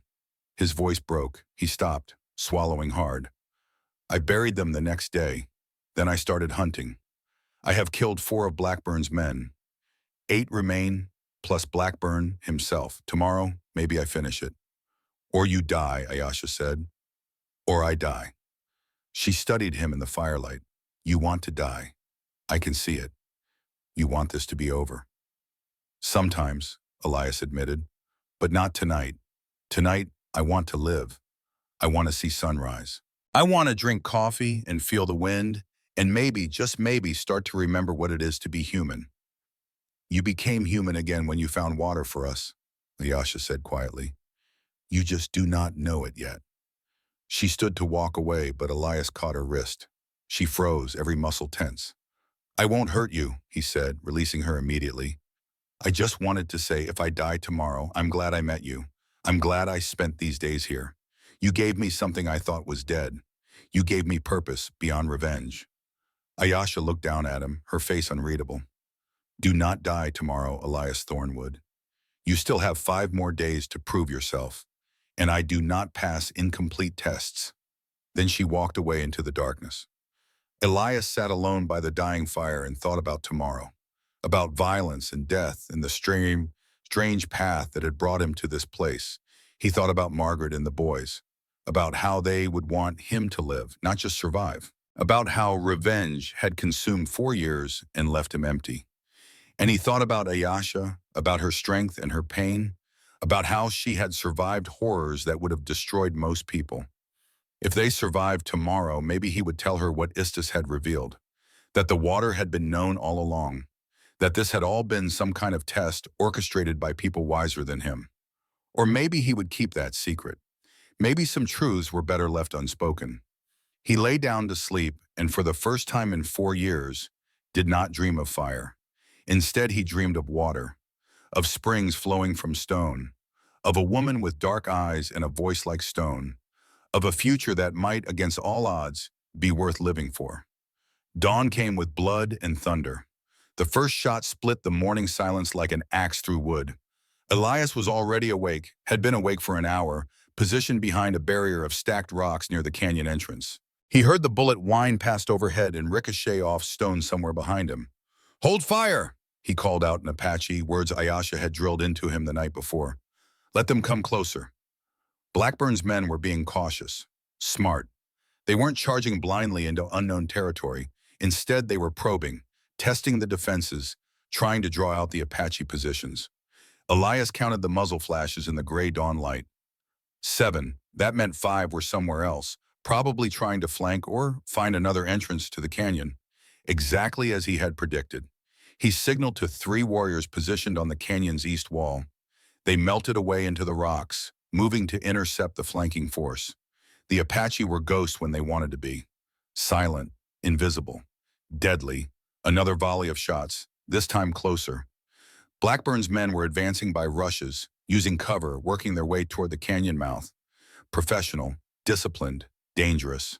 Elias sighted down his rifle at a flicker of movement behind a boulder. He waited. Patience was everything in moments like this. Margaret used to tease him about his patience, said he could wait for water to boil without checking it once. Margaret, Thomas, Daniel. Their faces swam before his eyes for a moment, then steadied. He was not the same man who had failed them. He would not fail today. The movement resolved into a man, one of Blackburn's gang. Elias recognized him. Fletcher, they called him, a bow-legged killer from Texas with a taste for scalp hunting. Fletcher had been there the night the house burned. Elias remembered his laugh as the flames rose. Elias's finger tightened on the trigger. The rifle kicked. Fletcher jerked backward and fell. Did not rise, one down. The return fire was immediate and furious. Bullets screamed off the rocks around Elias, chipping stone, whining into the air. He ducked low, letting the barrier protect him, waiting for the storm to pass. Beside him, a young warrior named Kitchie fired 3 arrows in quick succession. Elias heard a scream from beyond the rocks. Maybe a hit, maybe just a graze, but it made Blackburn's men more cautious. The firefight settled into a rhythm. Attack, fall back, reload, attack again. Blackburn's men were trying to wear them down, force them to exhaust their ammunition. It was a sound strategy. The Apache had perhaps 50 arrows and maybe 30 rifle rounds total. Blackburn's gang would have hundreds of cartridges. Time was on the enemy's side, unless the flanking party could be stopped. A shout from the east wall, then the distinctive sound of close combat, steel on steel. Grunts. A scream cut short. Elias couldn't see what was happening up there, but he trusted the warriors. They knew this kind of fighting better than anyone. Movement to his left. Ayasha running low, bow in hand, quiver bouncing on her back. She slid into cover beside him, breathing hard. 3 men come from east, she panted. Our warriors fight them. 2 white men dead. 1 more wounded. But Niall is hurt bad. Ahiga is dead. First Apache casualty. It hit Elias harder than he expected. Ahiga had been 24, newly married, with a wife who was 3 months pregnant. Now that child would never know its father. We cannot hold long, Ayasha continued. Too many bullets, too much fire. We need different plan. Elias thought fast. They needed to change the equation, make Blackburn commit more fully, draw him into a mistake. Tell the chief, Elias said. Tell him to pull everyone back into the canyon. Make it look like we are retreating. Blackburn will think he is winning. He will push hard. That is when we spring the trap. What trap? The rockfall. We prepared stones on the upper ledge. When Blackburn's men come through the entrance, we drop the rocks, crush them, block the exit. Then we have them. Ayasha's eyes widened. That trap was for if they breach defenses. If we use it now and fail, we have no escape. We are not going to fail. You cannot know that. No, but I know Silas Blackburn. He is greedy. He wants those scalps. When he sees us retreating, he will smell blood. He will rush, and that will kill him.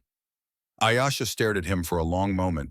Then she nodded and disappeared into the smoke that was beginning to fill the canyon from the gunfire. 5 minutes later, the Apache began their retreat. It was controlled, disciplined, falling back position by position. But to someone watching from outside, it would look like breaking morale, like defeat. Elias stayed at his position, firing occasionally to make it look like a desperate rearguard action. His rifle was hot, barrel scorching his hands through the leather wrapping. He heard Blackburn's voice then, carrying across the rocks. Push them! They are breaking! $50 bonus to the man who gets the first scalp. Boots on stone, men running. The sound of imminent victory making them reckless. Elias counted to 10, then turned and ran. He sprinted deeper into the canyon, following the last of the Apache defenders. Behind him, he heard Blackburn's men pouring through the entrance, whooping and hollering like this was a turkey shoot. Elias reached the prepared position and dove behind cover. Around him, 19 Apache warriors and 7 women who knew how to fight crouched with weapons ready. On the ledge above, 6 men waited beside a carefully stacked pile of large stones. Now, Elias shouted. The world exploded in thunder. The rockfall was catastrophic. Hundreds of pounds of stone came crashing down on the canyon entrance, blocking it completely and crushing anyone who happened to be underneath. The dust cloud was so thick Elias couldn't see 3 feet in front of his face. He heard screaming, heard men crying out in agony and terror, heard the sound of his own heartbeat hammering in his ears. As the dust began to clear, Elias saw the carnage. 4 of Blackburn's men were down. 2 were clearly dead, crushed by falling rock. 1 was pinned from the waist down, screaming. The 4th was crawling away, leaving a trail of blood. That left 4 men still standing, including Blackburn himself. They were trapped now. The canyon entrance was blocked. The only way out was through the Apache or over the walls, and the walls were high and sheer and covered by archers. Blackburn's face, when Elias saw it, was a mask of rage and realization. He had been outmaneuvered, outthought, caught in a trap by the very people he had come to slaughter. "Eli Stone," Blackburn's voice echoed off the canyon walls. "I know you are here. I can smell you." Elias stepped out from cover, rifle leveled at Blackburn's chest. Around him, Apache warriors rose from concealment, weapons trained on the 4 remaining killers. "Hello, Silas," Elias said. "It has been a long time." Blackburn stared at him, and Elias saw the calculation happening behind those cold eyes. Blackburn was trapped, outgunned, outnumbered. But he had been in tight spots before. He was a survivor. "Well, well," Blackburn said, lowering his rifle slowly. His 3 remaining men followed suit. "You have gotten smart since I last saw you, using savages as allies. Margaret would be so proud." The mention of his wife's name hit Elias like a physical blow. Rage, hot and bright, surged through his chest. "Do not speak her name," Elias said, his voice deadly quiet. "Why not? She was my family, my blood, before you took her from me. She chose me. She loved me. You could not accept that." Blackburn laughed, a sound like breaking glass. "Loved you? A half-breed mountain rat with dirt under his nails and Indian blood in his veins? She settled for you, Eli. She settled because I was gone and you were convenient. You are a liar." "Am I? Did she ever tell you I proposed to her first? That I asked her father for her hand? That she said yes?" Elias felt the ground shift under his feet. "What?" "Oh yes, she accepted my proposal. We were to be married in the spring of 1870, but then her father died suddenly, very suddenly, and Margaret broke off our engagement, said she could not marry while in mourning. 6 months later, I came back to claim her, and what do I find? She is already married to you, pregnant with your whelp. She moved on very quickly, did she not?" The words cut deeper than Elias wanted to admit. Margaret had never mentioned any of this. She had told him Blackburn was a distant cousin, nothing more. Had she lied? Had she kept secrets? "Even if that is true," Elias said, fighting to keep his voice steady, "it does not justify what you did." "Justify?" Blackburn's smile was cruel. "I do not need to justify anything. She betrayed me, betrayed our family, chose a half-breed over her own blood. So I took from you what you took from me. Fair is fair. Murdering children is fair? They were not children. They were spawn. Half-breed spawn that would grow up to be just like you. Better to call them young." Something inside Elias snapped. The rage he had been holding for 4 years, the grief, the guilt, the endless aching loss, all of it crystallized into a single burning point of purpose. He lowered his rifle. "Fight me," Elias said. "No guns, no knives, just you and me. If you win, your men go free. If I win, you die here." Blackburn considered this, then he smiled. "Right, but when I kill you, I still take the scalps. That was always the plan." He handed his rifle to one of his men, then his pistols, then his knife. Elias did the same, handing his weapons to Ayesha. She looked at him with something like concern. "This is stupid," she whispered. "Just shoot him." "I need to do this," Elias replied. "I need to finish it with my own hands. If you die, I will not forgive you." "Then I had better not die." The 2 men faced each other across 10 feet of open ground. Blackburn was bigger, heavier, with reach and weight advantage. But Elias had rage, and he had spent 4 years surviving in the wilderness. 4 years hardening himself into something more than human. Blackburn charged first, coming in fast with fists swinging. Elias dodged, rolled, came up behind him and landed two solid punches to the kidneys. Blackburn grunted, whirled, caught Elias with a backhand that split his lip. They circled, feinted, clashed again. Blackburn fought like a brawler, all power and aggression. Elias fought like a man with nothing to lose, trading damage for damage, taking hits to land hits, pushing through pain because pain meant he was alive. The fight was brutal, desperate. They fell to the ground, rolled in the dust, clawed and bit and gouged. Blackburn got his hands around Elias's throat and squeezed. Elias drove his thumbs into Blackburn's eyes until the man screamed and let go. They separated, both bleeding, both gasping. Elias could taste copper in his mouth. His ribs ached. His right eye was swelling shut. But Blackburn looked worse. His nose was broken. Blood poured from a gash above his eye. He was limping on his left leg where Elias had kicked it.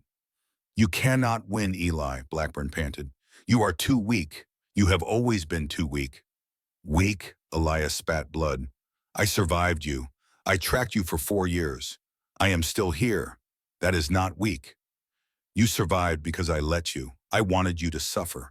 Wanted you to chase me forever. Never catching, always hurting. That is what you deserve.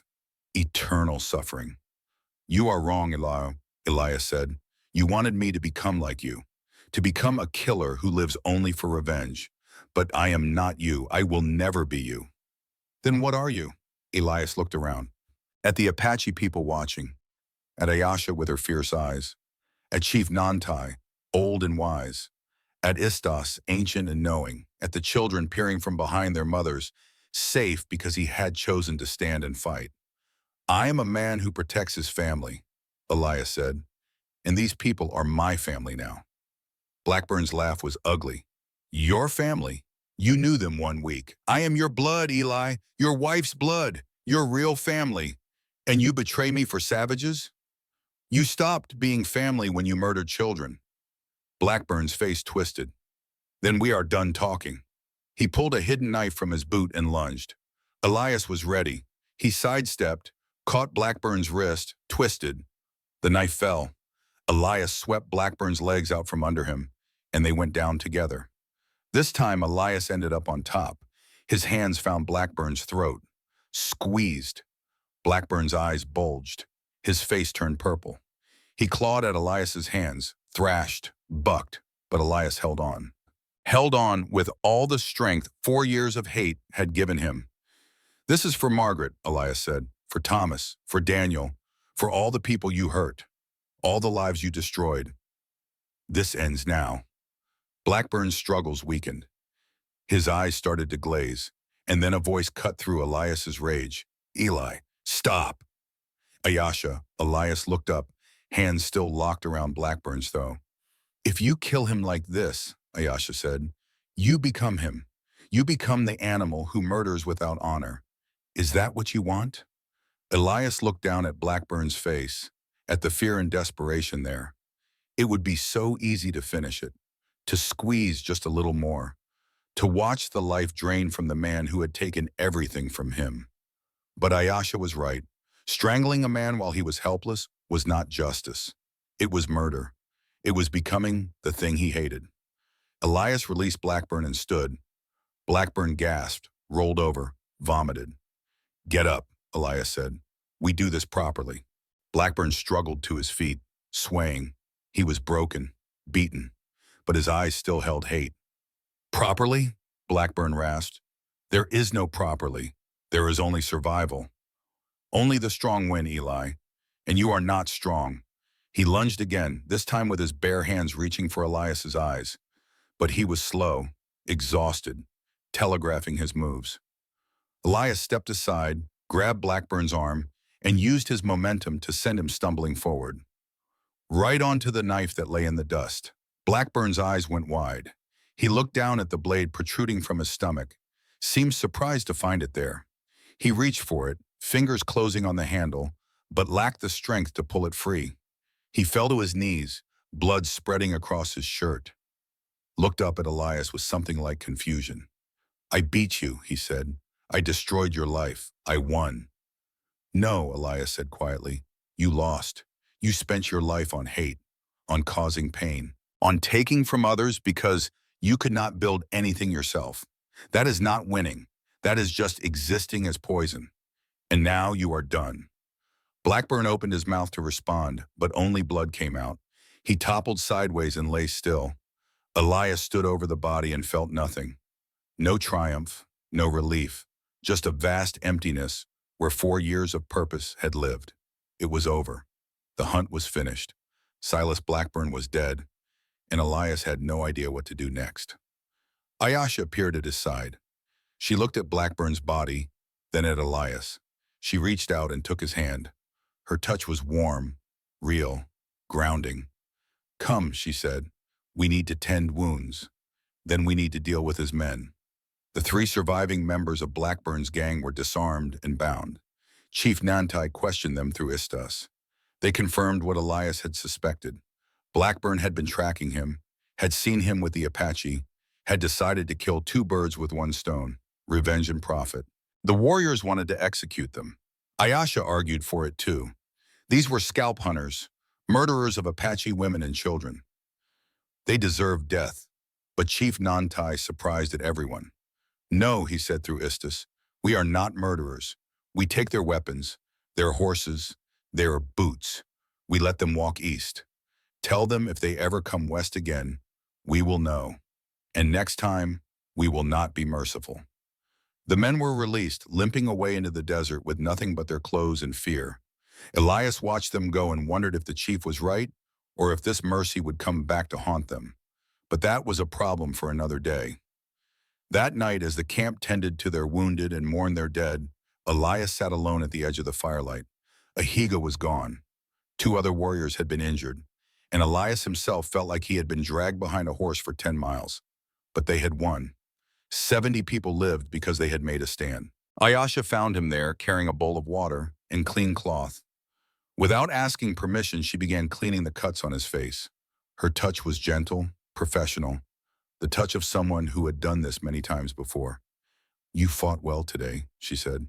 "We all did. But you made the plan. You led the defense. Without you, we would all be dead." Elias shook his head.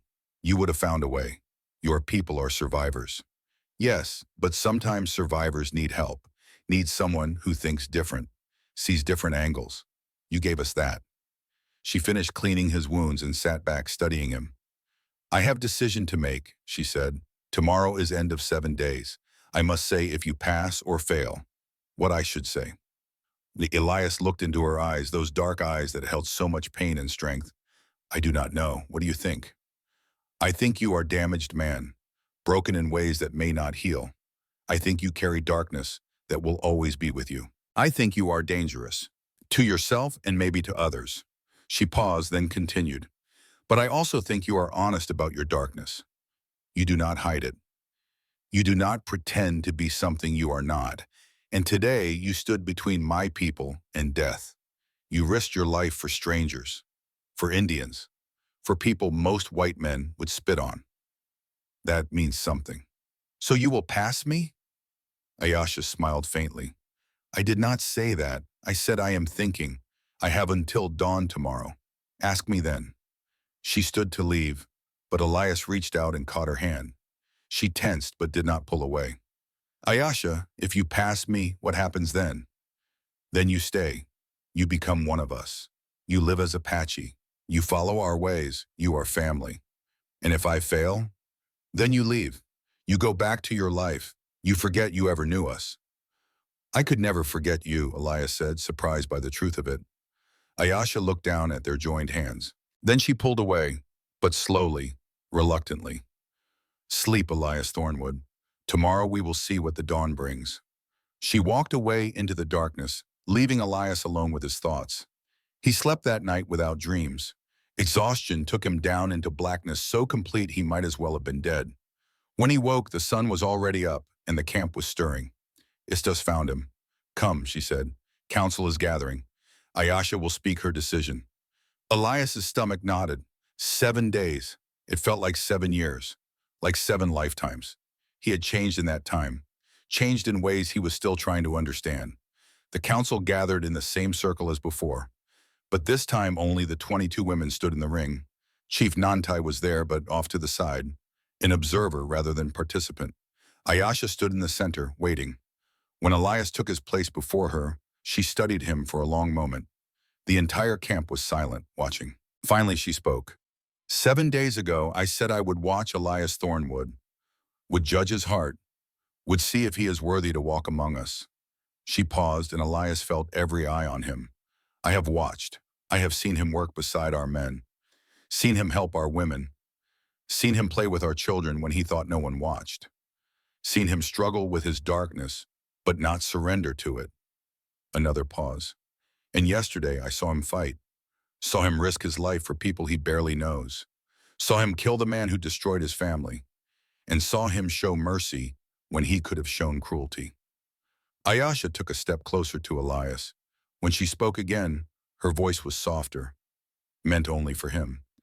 You are still a broken man, still carry wounds that may never heal, but you are trying to be better, trying to live instead of just survive. That is all anyone can do. She turned to face the crowd. I say pass. Elias Thornwood is worthy. He is one of us. The crowd erupted in cheers. Warriors shouted, women ululated. Children ran forward to touch Elias, laughing.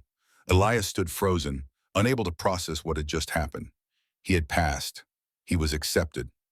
For the first time in 4 years, he had a place in the world. Chief Nantai rose and struck his staff. Silence fell. Elias Thornwood, the chief said through Istus's translation, you are now member of our band. You are brother, son, uncle, cousin to all here. What is ours is yours. What is yours is ours. From this day until your death, you are Apache. The ceremony that followed was simple but profound. Each family came forward to present Elias with a gift.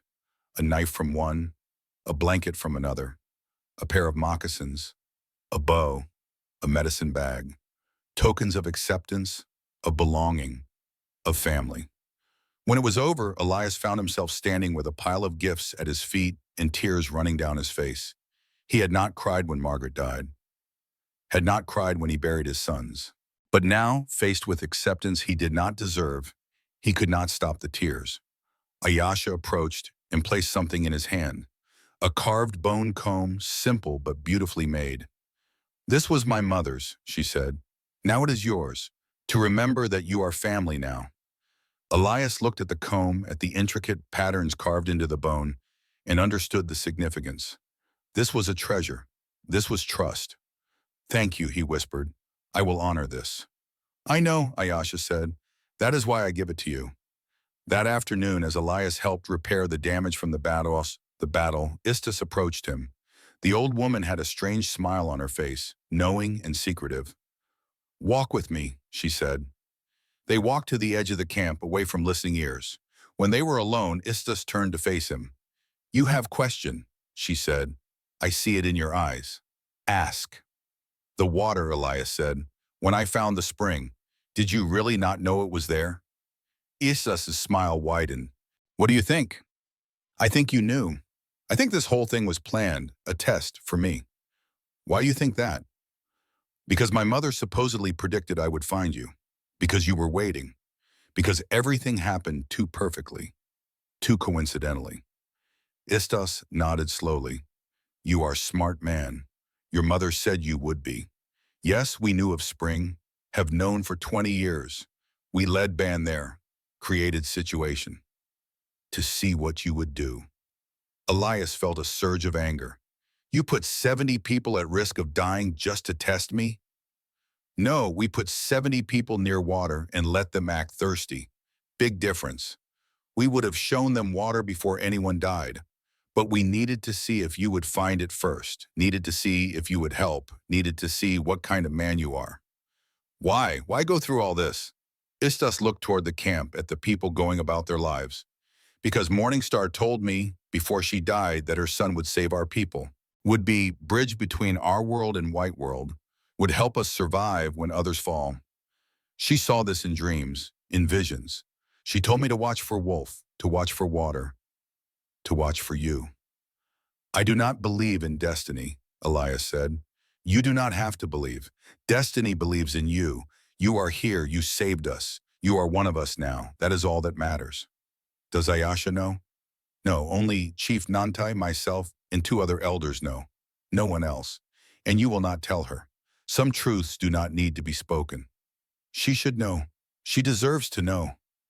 Istas shook her head. She deserves to believe you found water by accident, that you helped us because you are a good man, that you stayed because you chose to. Truth sometimes is less important than faith. You understand? Elias understood. If Ayasha knew the water had been a setup, it would color everything, would make her question what was real and what was manipulation. Better to let her believe in the simple truth, the emotional truth, even if the factual truth was more complicated. I will not tell her, Elias said finally, but I do not like keeping secrets. Then do not think of it as secret. Think of it as gift. You give her gift of believing in good things, in accidents that lead to purpose, in strangers who become family. That is worth more than truth. Istis turned to walk away, then paused. Oh, Bukana, one more thing. Chief Nantai is dying. He has maybe 2, 3 months.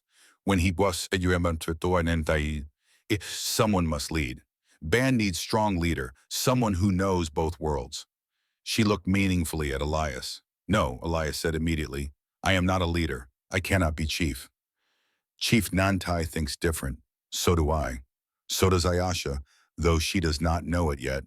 You saved us. Now you must help us survive. That is your purpose now. Your revenge is finished. Time for new purpose.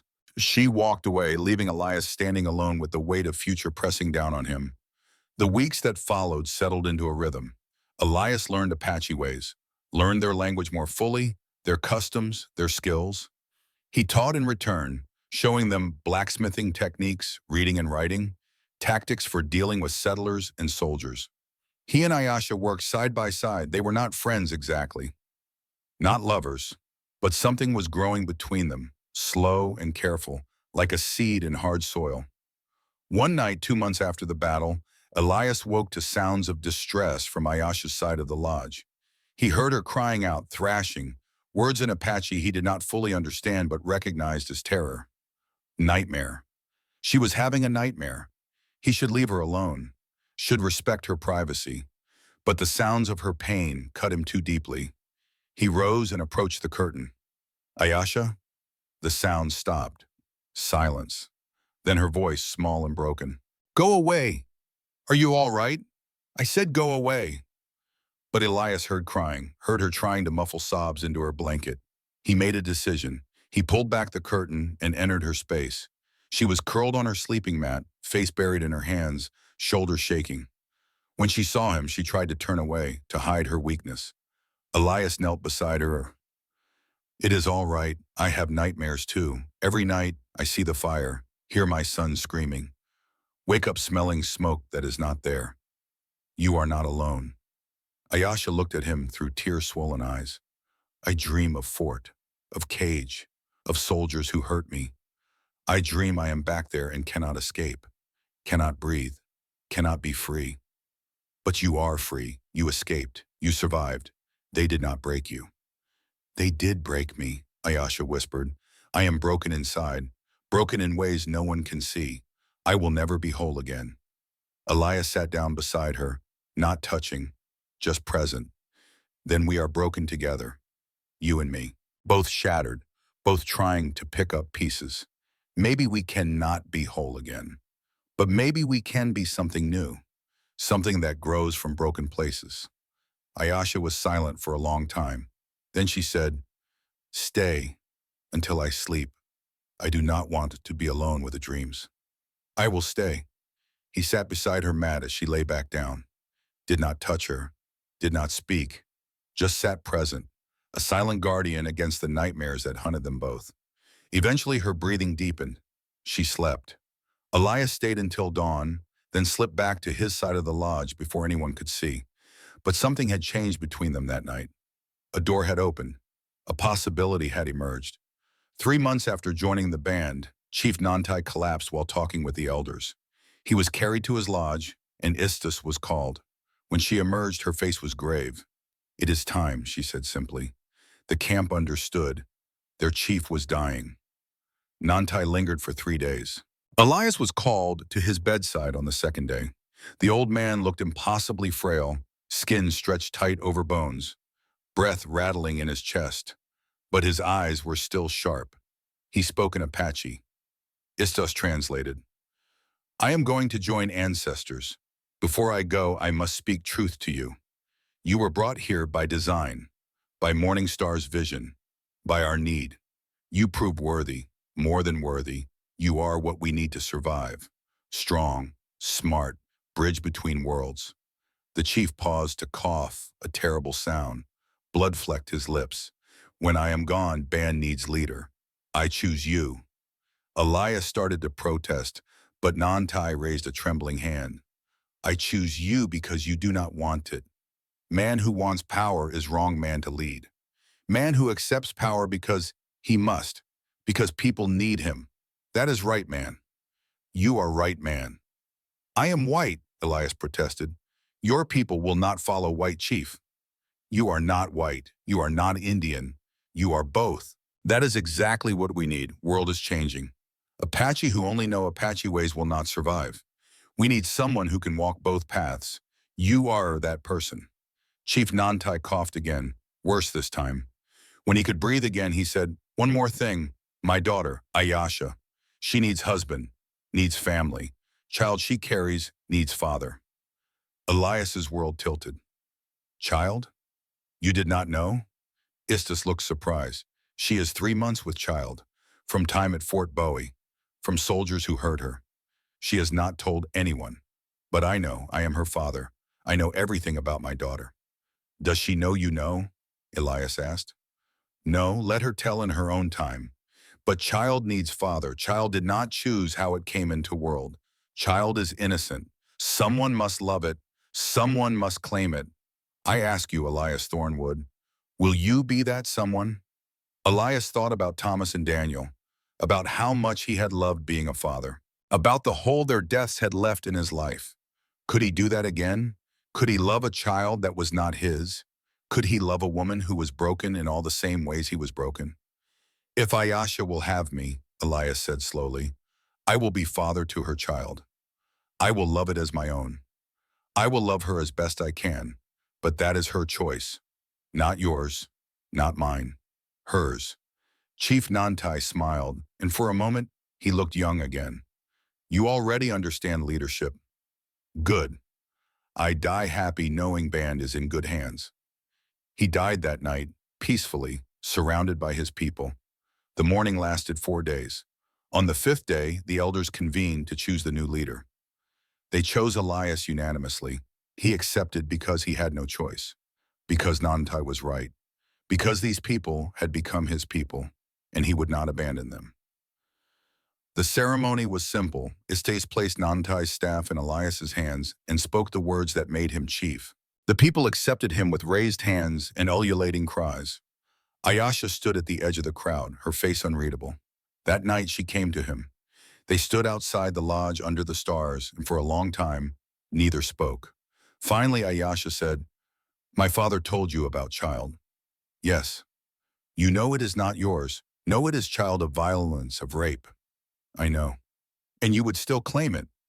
Elias looked at her, really looked at her, and saw not just the scars on her body, but the scars on her soul. Saw a woman who had survived hell and was still fighting to live. Saw strength he could only aspire to. Ayasha, that child did not choose how it came into the world.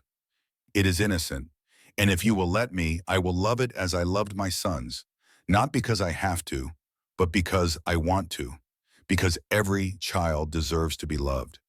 Tears ran down Ayasha's face. Why? Why would you do this? Because you taught me that broken things can still be beautiful. That survival is not the same as living. That family is not about blood, it is about choice. I choose you. I choose this child. If you will have me. Ayasha was silent for so long Elias thought she would refuse. Then she said, I do not love you. I do not know if I can love anyone again. They broke that part of me. I know I am the same, but maybe we can learn together. Maybe broken people can build something whole between them. Maybe, Ayasha agreed, but I warn you, I am not easy woman. I have nightmares. have anger, have fear. I may never be whole. Neither will I, but we do not have to be whole to be family. Ayasha stepped closer, placed her hand on his chest, felt his heartbeat. Then we try. We marry. We raise child together. We lead people together. And maybe, if gods are kind, we find peace. Maybe, Elias agreed. They married the next week in a simple ceremony. Elias and Ayasha stood before the people and pledged their lives to each other. It was not a marriage of passion. It was a marriage of practicality, of survival, of two broken people finding strength in their shared brokenness. But it was real, and that was enough. The months passed. Ayasha's pregnancy progressed. Elias led the band with the help of the elders, making decisions about where to camp, when to move, how to deal with encroaching settlers. It was hard work, exhausting, but it gave him purpose. And slowly, carefully, like ice thawing in spring, something grew between him and Ayasha. Not love, not yet, but something close. Partnership, respect, trust. They talked in the evenings, sharing stories of their pain, their hope. They worked side by side during the days, leading their people through increasingly difficult times. And at night, when the nightmares came, they comforted each other without shame or judgment. 6 months after they married, Ayasha went into labor. It was a difficult birth, long and painful. Elias stayed by her side the entire time, holding her hand, encouraging her, refusing to leave. When the baby finally came, it was a girl, small but healthy with dark hair and eyes that would eventually lighten to gray. Ayasha held the baby and wept. She is beautiful. How can something so beautiful come from something so terrible? Because pain does not poison everything it touches, Elias said. Sometimes beauty grows from pain. This is that beauty. What do we name her? Elias thought for a long moment. Then he said, Margaret, after my first wife, and Iotake in Apache, she who sits prepared, because she is prepared to survive anything, just like her mother. Ayasha smiled through her tears. Yes, Margaret Iotake. It is good name, strong name. She handed the baby to Elias. Hold your daughter, husband. She needs to know her father's touch. Elias took the small bundle and felt his heart crack open. All the love he had stored up for 4 years, all the father love that had nowhere to go, poured into this child who was not his blood, but was his in every way that mattered. Hello, little one, he whispered. I am your papa, and I will always keep you safe. The baby opened her eyes and looked at him, and Elias, who had not cried at his own son's funeral, wept openly at this new beginning. In the years that followed, the band thrived under Elias's leadership. He negotiated with the army, securing them a measure of peace. He taught the children to read and write, preparing them for a world that was rapidly changing. He loved his daughter and his wife, and slowly, painfully, learned to be happy again. Ayasha never fully recovered from her trauma. The nightmares persisted, but she learned to manage them, to live with them, to not let them define her.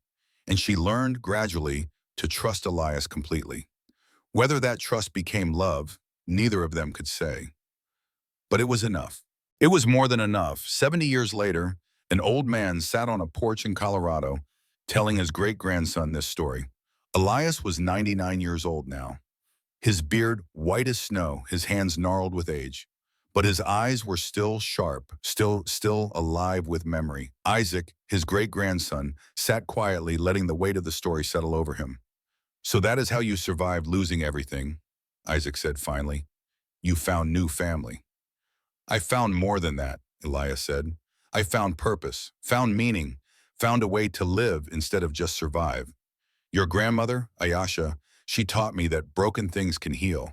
Not perfectly, never perfectly, but enough to live, enough to love, enough to matter. Do you ever regret it? Staying with the Apache instead of going back to your old life? Elias looked out at the mountains, at the land he had called home for 70 years. He thought of Margaret and Thomas and Daniel, of the grief that never fully left but had dulled to a bearable ache. He thought of Ayasha, who had died 10 years earlier at age 81, still fierce, still strong.